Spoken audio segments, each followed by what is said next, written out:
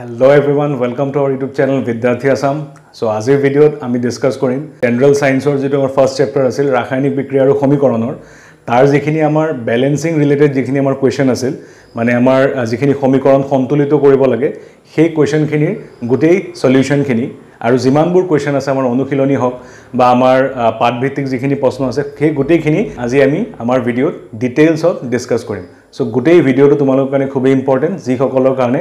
balancing related যিবিলাক তোমালোকৰ problem হৈ আছে সেইখিনি তোমালোকে এটা সলিউশন এই ভিডিঅ'টো তোমালোকে পাই যাবা সো ভিডিঅ'টো ভালদৰে চাবা আৰু যদি তোমালোকৰ কিবা ডাউট থাকে তোমালোকে ভিডিঅ'ৰ কমেন্টত আমাক জনাবা এন্ড বলা আমি ভিডিঅ'টো আৰম্ভ কৰো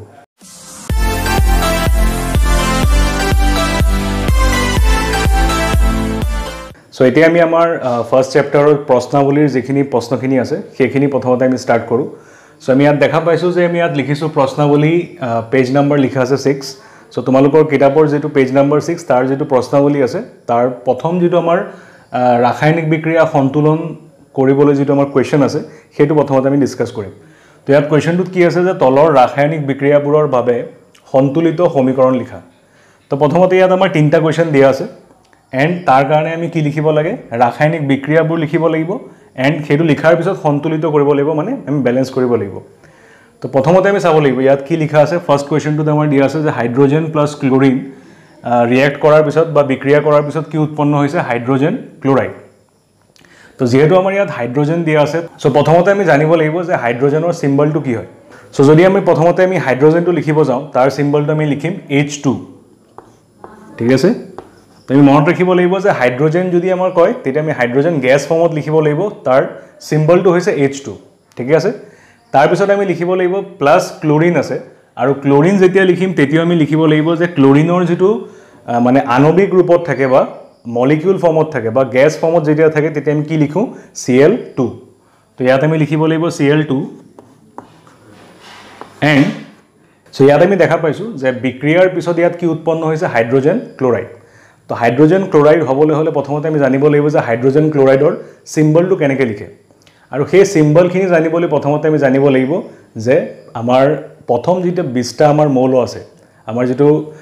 পিৰিয়ডিক টেবল আছে বা আমাৰ যেটো পৰ্যায়বৃত্ত তালিকা আছে তাৰ প্ৰথম 20টা মৌল মানে প্ৰথমটো আমাৰ আৰম্ভ হয় হাইড্ৰোজেনৰ পৰা আৰু 20তম যেটো আমাৰ মৌল আছে হেতু হল আমাৰ ক্যালসিয়াম সেই 20টা মৌলৰ আমি কি জানিব লাগিব সিম্বলখিনি জানিব লাগিব মানে চিহ্নখিনি জানিব লাগিব সেইখিনি জানাৰ পিছত তাৰ আমি যোজ্যতাখিনিও জানিব লাগিব যেনেকৈ আমাৰ হাইড্ৰোজেনৰ যোজ্যতা কিমান হয় 1 হয় এন্ড লিথিয়ামৰ আমাৰ 1 হয় আকৌ আমাৰ বেৰিলিয়ামৰ 2 হয় তেনেকৈ আমি গোটেইখিনি যেনেকৈ আমাৰ লাষ্ট একদম কি হয় ক্যালসিয়াম তাৰো আমাৰ যোজ্যতা কিমান হয় 2 হয় তো সেইখিনি আমি জানিব লাগিব যে কাৰ যোজ্যতা কিমান আৰু কি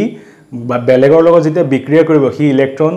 গ্ৰহণ কৰিব নে ইলেক্ট্ৰন ত্যাগ কৰিব হেতু আমি জানিব লাগিব তো সেই গোটেইখিনি বস্তু আমি ক্লাস 9ত পঢ়ি আহিছো আমাৰ যেটো ক্লাস 9ৰ চেপ্টাৰ 3 আছিল অণু আৰু পৰমাণু সেই চেপ্টাৰটোৰ আমাৰ বহুত ইম্পৰ্টেন্ট চেপ্টাৰ কাৰণ সেই নলেজখিনি আমাৰ ইয়াত কামত আহিব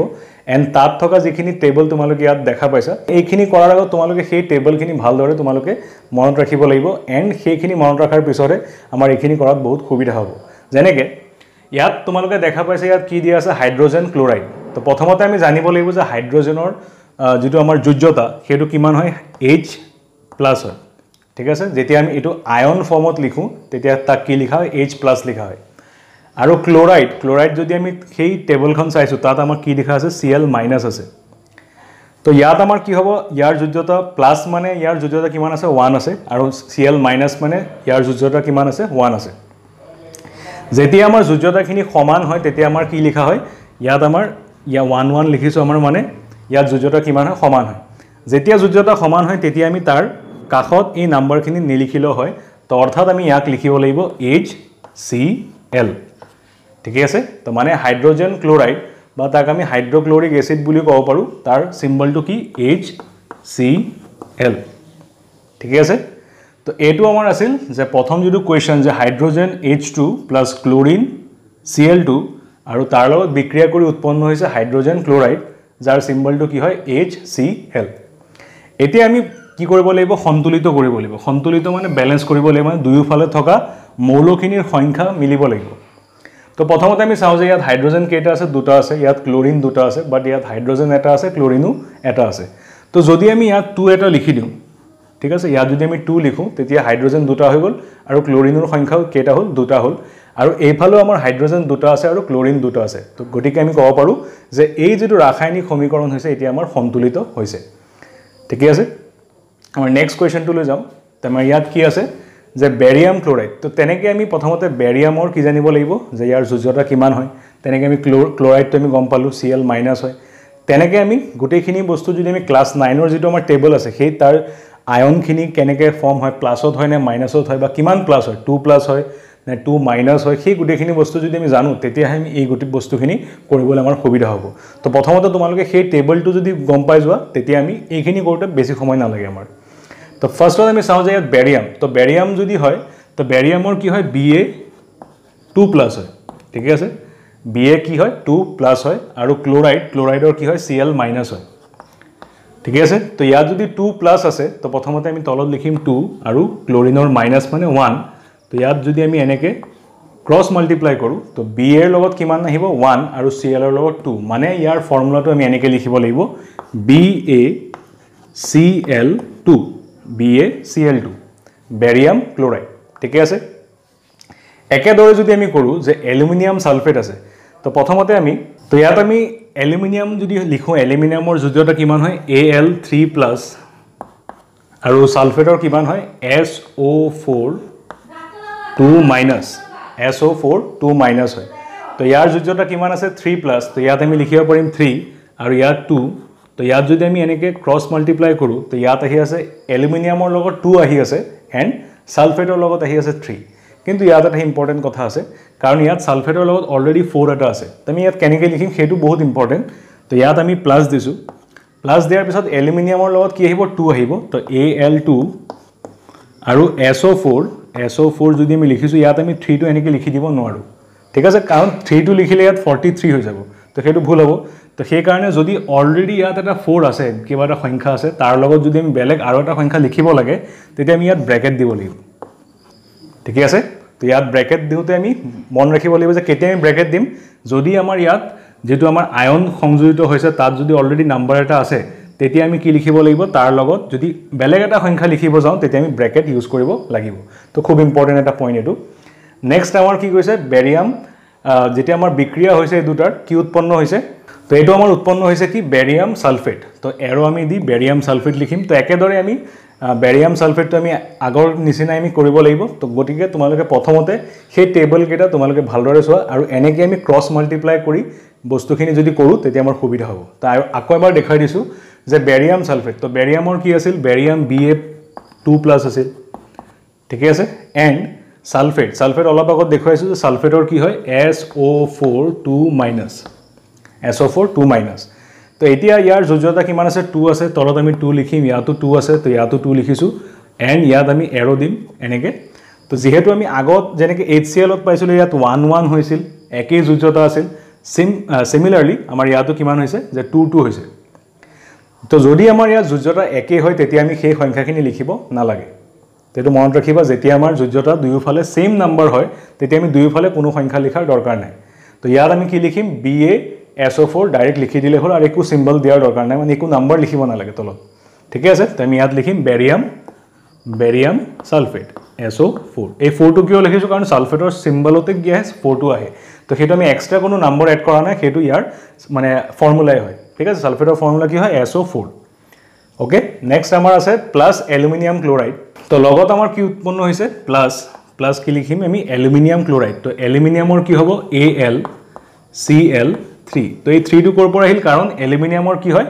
Al3+ হয় আৰু 3টো ইয়াত ক্লোৰিনৰ লগত আহিছে আৰু ক্লোৰিনৰ কি হয় মাইনাছৰ মানে 1টো ক'ত গৈছে এলুমিনিয়ামৰ লগত গৈছে তো তেনেকৈ আমি যৌগবোৰ লিখিব লাগিব প্ৰথমতে তো ইয়াত আমি প্ৰথমতে চাব লাগিব যে গুটেইখিনি সন্তুলিত হৈছে নে নাই সেইটো আমি প্ৰথমতে চাব লাগিব দেন তো ফাৰ্স্ট আমি ক'ৰ পৰা ষ্টাৰ্ট কৰিম কোনটো মানে মৌল প্ৰথমতে চাম যোনটো মৌলৰ সংখ্যাতকৈ বেছি আছে প্ৰথমতে তাক আমি সন্তুলিত প্ৰথমতে কৰিব লাগে ঠিক আছে আমি আগৰ ভিডিঅ'সমূহত এইবিলাক ডিসকাস কৰিছিলোঁ যে ব্যালেন্সিং কেনেকৈ কৰিব লাগে তো তোমালোকে যদি ব্যালেন্সিং ৰিলেটেড যদি আৰু অলপ মানে বস্তুখিনি বুজিব লাগে তোমালোকে আগৰ ভিডিঅ'সমূহ তোমালোকে চাই ল'ব পাৰিবা এণ্ড এতিয়া আমি নেক্সট আমি ইয়াত চাওঁ ইয়াত আমি দেখা পাইছোঁ যে অক্সিজেনৰ সংখ্যা তাতকৈ বেছি আছে কেনেকৈ কাৰণ ইয়াত অক্সিজেন কেইটা আছে 4টা আছে আৰু লগত ইয়াত 3 পূৰণ হৈ আছে এনেকৈ ব্ৰেকেট থাকিলে আমি কি কৰিব লাগে সেই সংখ্যাটো ইয়াৰ লগত পূৰণ কৰিব লাগে তো ইয়াত 4টা আছে আৰু 3টা 4 3 গুণ কিমান হ'ব 12 হৈ আছে ঠিক আছে তো অক্সিজেন ইয়াত 12টা আছে আৰু এইফালে আমি চাব লাগিব অক্সিজেন কেইটা আছে ইয়াত 4টা আছে O4 আছে তো আমি 12টা কৰিবলৈ আমি ইয়াৰ আগত 3 এটা পূৰণ কৰিব লাগিব ঠিক আছে আমি 3 এটা পূৰণ কৰিছো এণ্ড আমি ইয়াত দেখা পাইছো ইয়াত 3 পূৰণ কৰোতে ইয়াত কিমান হৈ গ'ল অক্সিজেন 12টা হৈ গ'ল কিন্তু ইয়াত যেতিয়া আমি 3 লিখিছো ইয়াত আৰু বহুত কেইটা মৌল 3টা হৈ গৈছে যেনেকৈ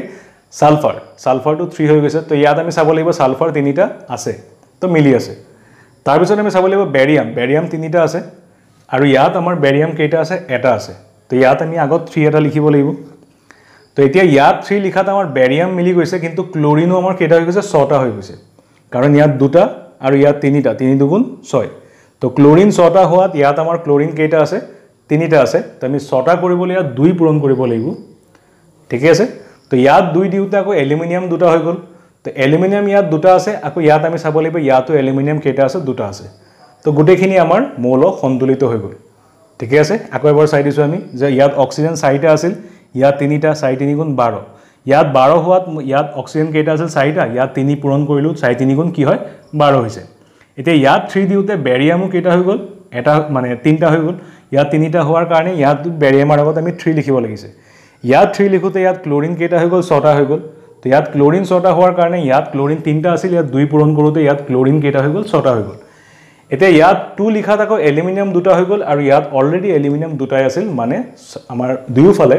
থকা মৌলৰ সংখ্যাবোৰ সমান হৈছে ঠিক আছে একদম সহজ এণ্ড এতিয়া আমি আমাৰ লাষ্ট যেটো আছে সেইটো আমি চাম তেতিয়া আমাৰ এই যেটো ফাৰ্স্ট কোৱেশ্চন আমাৰ কমপ্লিট হ'ব সো আশা কৰো তোমালোকে এইখিনিলৈকে বুজি পাই আছা ঠিক আছে নেক্সট আমাৰ এতিয়া আমি তলৰটো চাওঁ যে ইয়াত কি আছে সোডিয়াম তো সোডিয়াম কলে আমি সিম্বলটো লিখিব লাগিব Na সোডিয়ামৰ সিম্বল কি হয় Na এণ্ড পানী যেহেতু ইয়াত পানী আছে পানীৰ ফৰ্মুলা কি হয় H2O তো ইয়াত আমি H2O লিখিলো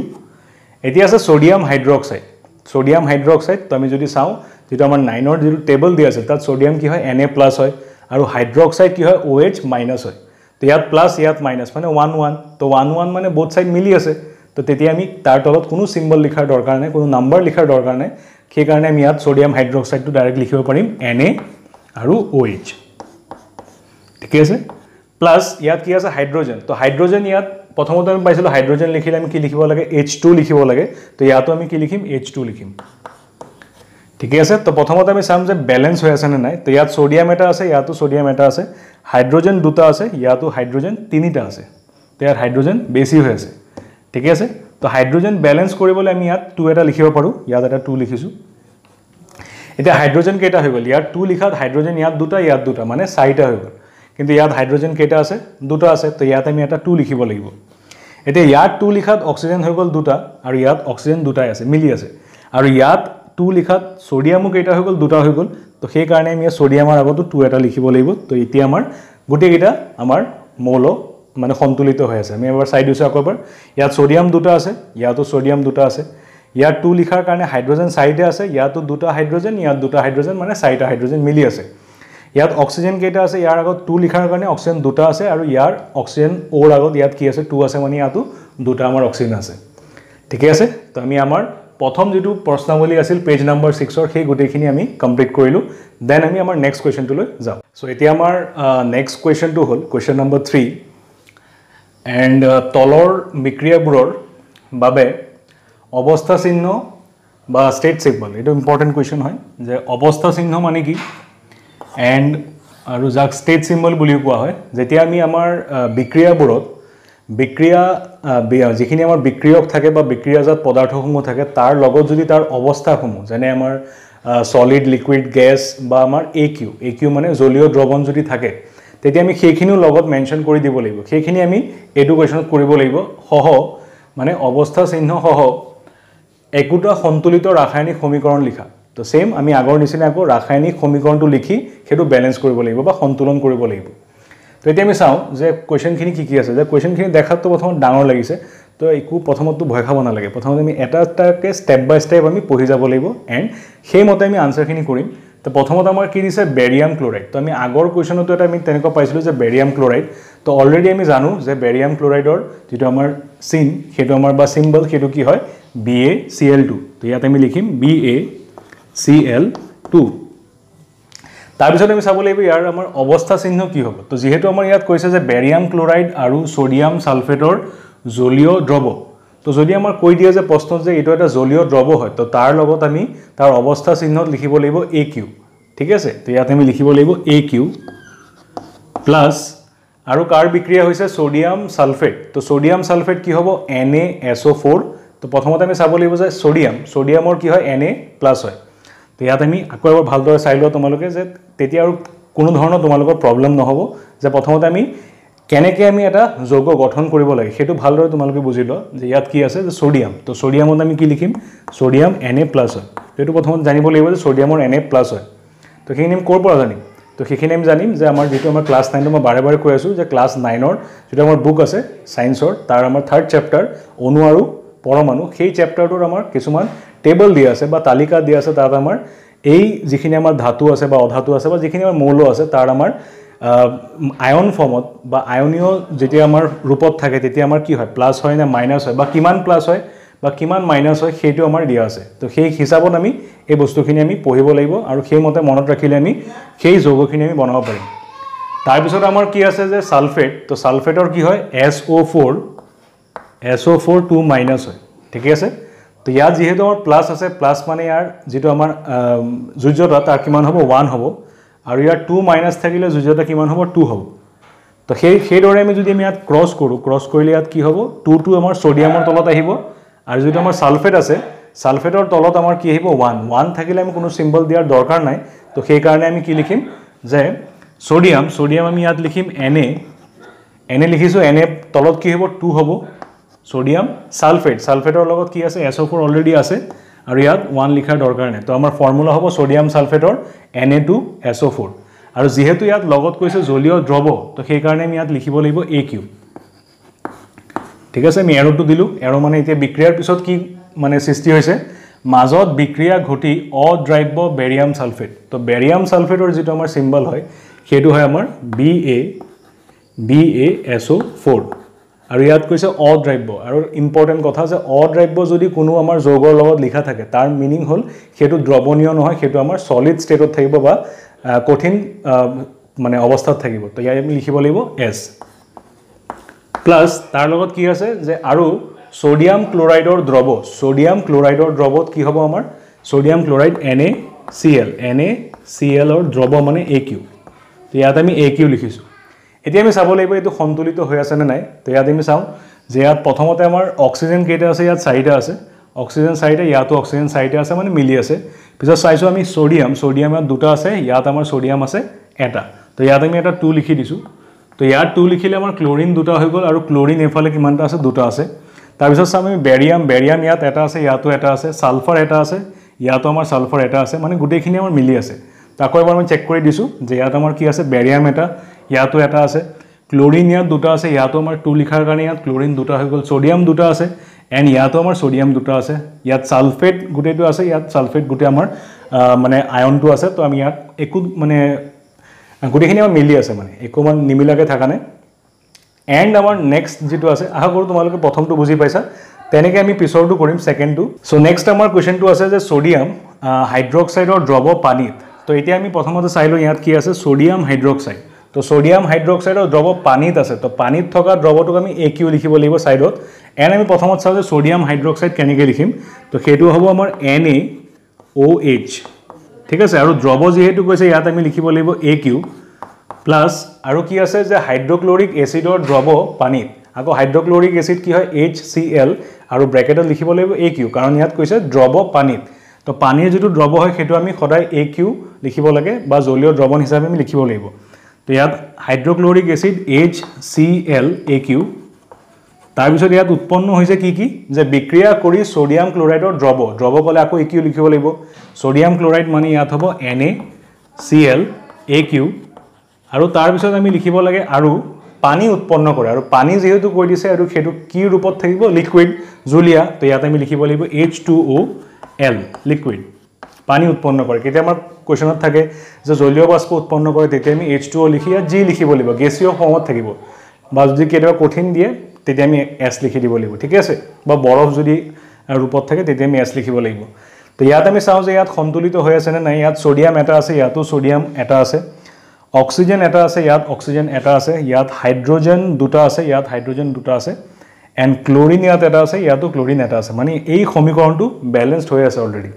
তো কেতিয়াবা এনেকুৱা কোৱেশ্চন দি দিয়ে যে অলৰেডি বেলেন্স থাকে ইয়াত আমাৰ একো চেঞ্জ কৰাৰ দৰকাৰ নাই অনলি আমি প্ৰশ্নটো চাই আমি সমীকৰণটো লিখি দিলে হ'ল এণ্ড তাৰ লগত ফিজিকেল ষ্টেটখিনি বা অৱস্থা চিহ্নখিনি আমি লিখিব লাগিব ঠিক আছে তো আশা কৰোঁ তোমালোকে এই কোৱেশ্চনটো ভালকৈ বুজি পাইছা দেন আমি আমাৰ নেক্সট কোৱেশ্চনটোলৈ যাওঁ চ' এতিয়া আমি আমাৰ অনুশীলনীৰ যিখিনি কোৱেশ্চন আছে সেইখিনি আমি ষ্টাৰ্ট কৰোঁ এণ্ড আমাৰ কোৱেশ্চন নম্বৰ 5 অনুশীলনীৰ দিয়া আছে তলৰ উক্তিসমূহ ৰাসায়নিক সমীকৰণৰ ৰূপত লিখা আৰু সন্তুলন কৰা তো প্ৰথমতে ইয়াত সমীকৰণসমূহ বনাব লাগিব তাৰপিছত আমি ৰাসায়নিক মানে সমীকৰণসমূহ সন্তুলন কৰিব লাগিব বা বেলেন্স কৰিব লাগিব তো প্ৰথমতে ইয়াত দিয়া আছে যে হাইড্ৰোজেন গেছে তো যেতিয়া আমাৰ হাইড্ৰোজেন গেছ দিয়া থাকিব প্ৰশ্নত তেতিয়া আমি H2 লিখিব লাগিব তাৰ সিম্বল তো ইয়াত আমি লিখিছোঁ H2 প্লাছ এণ্ড নাইট্ৰজেনৰ সৈতে লগ হৈ আৰু এটা বস্তু মনত ৰাখিব লাগিব কাৰণ আমাৰ প্ৰশ্নটো যিহেতু মই কোৱা নাই যে ভৌতিক অৱস্থাসমূহ লিখিবলৈ বা ফিজিকেল ষ্টেট সিম্বল লিখিবলৈ তো সেইখিনি আমি ইয়াত লিখিব নালাগে এণ্ড ইয়াত আমাক কৈছে যে নাইট্ৰজেনৰ সৈতে লগ হৈ তো যেতিয়া আমাৰ নাইট্ৰজেনো ক'ব বা হাইড্ৰোজেন ক'ব নাইট্ৰজেন অক্সিজেন গেছ যেতিয়া কৈ দিব তেতিয়া আমি তাৰ অণুৰ ৰূপত লিখিব লাগিব তো ইয়াতো আমি লিখিম কি নাইট্ৰজেন N2 লিখিব লাগিব ঠিক আছে ইয়াত আমি লিখিব লাগিব N2 এণ্ড লগ হৈ কি উৎপন্ন হয় এমোনিয়া প্ৰস্তুত কৰে তো আমি জানিব লাগিব যে এমোনিয়াৰ ফৰ্মুলাটো কি হয় তো এমোনিয়াৰ ফৰ্মুলা হয় NH3 তো ইয়াত আমি লিখিব লাগিব NH3 তো প্ৰথমতে আমি চাব লাগিব এইটো বেলেন্স হৈ আছে নে নাই তো যেহেতু ইয়াত দেখা পাইছোঁ আমি হাইড্ৰোজেন দুটা আছে ইয়াত আছে তিনিটা তো ইয়াত হাইড্ৰোজেন বেছি হৈ আছে তো ইয়াত আমি সন্তুলিত কৰিবলৈ ইয়াত আমি এটা লিখিব লাগিব 2 তো যদি আমি ইয়াত 2 লিখিম তেতিয়া হাইড্ৰোজেন কেইটা হৈ গ'ল 3 × 2 কিমান 6 আৰু ইয়াত হাইড্ৰোজেন কেইটা আছে দুটা আছে তো ইয়াত আমি 3 লিখিলে ইয়াতো আমাৰ হাইড্ৰোজেন কেইটা হ'ব 6টা হ'ব কিন্তু ইয়াত 2 লিখোতে আমাৰ নাইট্ৰজেন কেইটা হৈ গৈছে দুটা হৈ গৈছে আৰু ইয়াত অলৰেডি নাইট্ৰজেন কেইটা আছে দুটা আছে তো এতিয়া আমি ক'ব পাৰোঁ যে আমাৰ সমীকৰণটো কি হৈছে সন্তুলিত হৈছে তো আমাৰ নেক্সট কোৱেশ্চনটো হ'ল কোৱেশ্চন নম্বৰ 2 বা বি হাইড্ৰোজেন সালফাইডে বায়ুত দাহিত হৈ পানী আৰু সালফাৰ ডাই অক্সাইড উৎপন্ন কৰে তো প্ৰথমতে আমি চাব লাগিব যে হাইড্ৰোজেন সালফাইডে তো হাইড্ৰোজেন সালফাইডৰ যেটো ফৰ্মুলা সেইটো হয় H2S হাইড্ৰোজেন সালফাইড বায়ুত দাহিত হৈ তো বায়ুত যেতিয়া ক'ব যে কোনো এটা বস্তুৰ বায়ুত দহন হৈছে তেতিয়া সি বিক্ৰিয়া কৰিছে কাৰ লগত অক্সিজেন গেছৰ লগত তো অক্সিজেন গেছৰ সিম্বল কি হয় O2 ঠিক আছে দেন আমাৰ কি হৈছে দাহিত হৈ কি উৎপন্ন হৈছে পানী উৎপন্ন হৈছে আৰু পানীৰ ফৰ্মুলাটো কি হয় H2O আৰু সালফাৰ ডাই অক্সাইড উৎপন্ন কৰে তো সালফাৰ ডাই অক্সাইডৰ সিম্বলটো হ'ব SO2 ডাই অক্সাইড যেহেতু মানে অক্সিজেন দুটা আছে সালফাৰ ডাই অক্সাইড SO2 যেনেকৈ আমাৰ কাৰ্বন ডাই অক্সাইড হয় CO2 তেনেকৈ আমাৰ সালফাৰ ডাই অক্সাইড হলে কি হ'ব SO2 তো ইয়াত আমি চাব লাগিব যে আমাৰ সন্তুলিত হৈছে নে নাই ইয়াত হাইড্ৰোজেন কেইটা আছে দুটা আছে ইয়াতো দুটা আছে সালফাৰ আছে এটা ইয়াতো সালফাৰ এটা আছে কিন্তু ইয়াত অক্সিজেন কেইটা আছে ইয়াত দুটা আৰু ইয়াত এটা মানে ইয়াত তিনটা হৈ আছে আৰু ইয়াত অক্সিজেন আছে দুটা তো প্ৰথমতে আমি ইয়াত অক্সিজেনৰ জায়গাত ইয়াত আমি 2 লিখিব লাগিব তো ইয়াত 2 লিখিলে আমাৰ অক্সিজেন ইয়াত দুটা আৰু ইয়াত দুটা মানে টোটাল কেইটা হ'ল 4টা হৈছে কিন্তু ইয়াত আমাৰ অক্সিজেন আছে দুটা তো ইয়াত আমি 2 লিখিলে আমাৰ অক্সিজেন ইয়াত 4টা হৈ আছে কিন্তু যেতিয়া আমি ইয়াত 2 লিখিছো তেতিয়া হাইড্ৰোজেন বাহি কেইটা হৈ গৈছে 4টা হৈ গৈছে তো ইয়াত হাইড্ৰোজেন আছে দুটা তো ইয়াত আমি ইয়াত 2 লিখিব লাগিব তো ইয়াত 2 লিখোতে আমাৰ কি হৈ গৈছে ইয়াত আমাৰ হাইড্ৰোজেন 4টা হৈ গৈছে আৰু ইয়াত কি হৈছে আমাৰ হাইড্ৰোজেন 4টা এতিয়া আমি মিলি গৈছে তো ইয়াত 2 লিখোতে আমাৰ সালফাৰ ইয়াত দুটা আছে আৰু ইয়াত সালফাৰ আছে এটা তো ইয়াত আমি লিখিব লাগিব 2 তেতিয়া আমাৰ সালফাৰ কেইটা হৈ গ'ল ইয়াতো দুটা হৈ গ'ল ইয়াতো দুটা হৈ আছে কিন্তু ইয়াত 2 লিখোতে আমাৰ অক্সিজেন কেইটা হৈ গ'ল এতিয়া আমাৰ টোটাল হৈ গ'ল অক্সিজেন আমাৰ ইয়াত 4টা আৰু ইয়াত দুটা 6টা তো ইয়াত আমি 3 লিখিব লাগিব ঠিক আছে তেতিয়া আমাৰ গুটেখিনি মিলি আছে ভালকৈ আমি চাই দিছো এবাৰ যে ইয়াত অক্সিজেন 3 লিখাত ইয়াত কিমান হৈছে অক্সিজেন 6টা ইয়াত অক্সিজেন দুটা আৰু ইয়াত অক্সিজেন 4টা 4 2 6 মিলি আছে ইয়াত হাইড্ৰোজেন 4টা ইয়াতো আমাৰ হাইড্ৰোজেন 4টা ইয়াত সালফাৰ দুটা আছে ইয়াতো সালফাৰ দুটা আছে তো গুটেখিনি আমাৰ সন্তুলিত হৈ আছে তো আমাৰ নেক্সট আমাৰ যেটো কোৱেশ্চন আছে কোৱেশ্চন নম্বৰ সি ইয়াত আছে বেৰিয়াম ক্লোৰাইড তো প্ৰথমতে আমি বেৰিয়াম ক্লোৰাইডটো লিখিব লাগিব BA বেৰিয়াম BA ক্লোৰাইড তো হ'ব Cl2 বেৰিয়াম ক্লোৰাইডে এলুমিনিয়াম সালফেটৰ লগতে এলুমিনিয়াম সালফেটটো হ'ব Al2SO4 তো এটা আমি প্ৰথমতে ডিসকাস কৰিছিলো যে এলুমিনিয়াম সালফেটৰ ফৰ্মুলা এনেকৈ কেনেকৈ হয় যে এলুমিনিয়ামৰ কি হয় Al3+ হয় তো ইয়াৰ পৰা 3 টো ইয়াত আহি গ'ল আৰু সালফেটৰ 2- হয় ইয়াত আমাৰ 2 টো আহি গ'ল ক্ৰছ মাল্টিপ্লাই কৰি আমি এইটো যৌগ পাইছো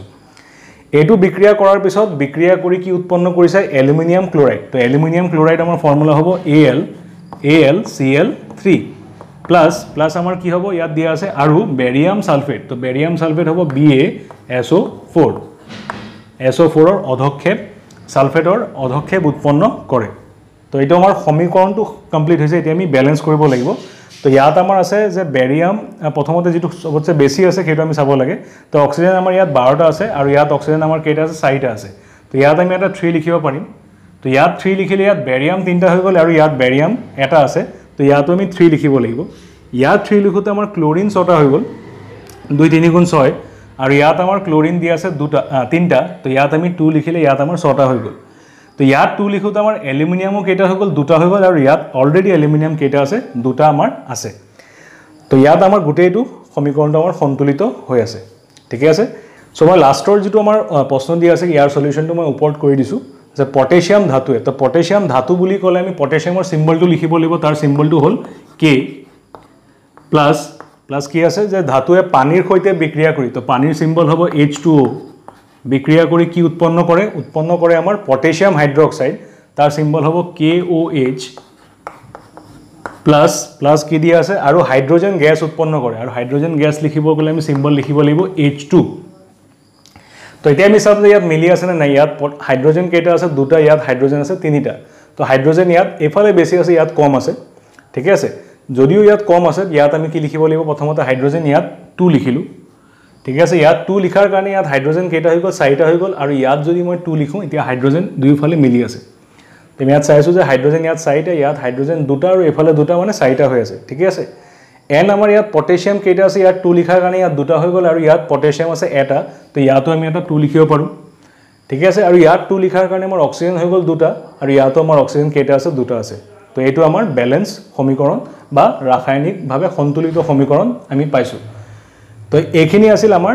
কোৱেশ্চন নম্বৰ যেটো আমাৰ 5 ৰ সলিউশন খিনি সো আজিৰ কাৰণে আমি এইখিনিতে আমি আমাৰ ভিডিওটো এন্ড কৰিছো কাৰণ এটো ভিডিও বেছি দীঘল হৈ যাব নহলে এন্ড এটোৰ আমি আৰু সেকেন্ড পাৰ্ট এটা উলিয়াম তাত আমি অনুশীলনী বাকি যিখিনি আমাৰ কোৱেশ্চন আছে সেইখিনি আমাৰ নেক্সট পাৰ্টটো আমি ডিসকাস কৰিম সো আশা কৰো তোমালোকে আজিৰ ভিডিওৰ বস্তুখিনি তোমালোকে ভালদৰে বুজি পাইছা যদি তোমালোকৰ কিবা ডাউট থাকে তোমালোকে এই ভিডিওৰ কমেন্টত জনাবা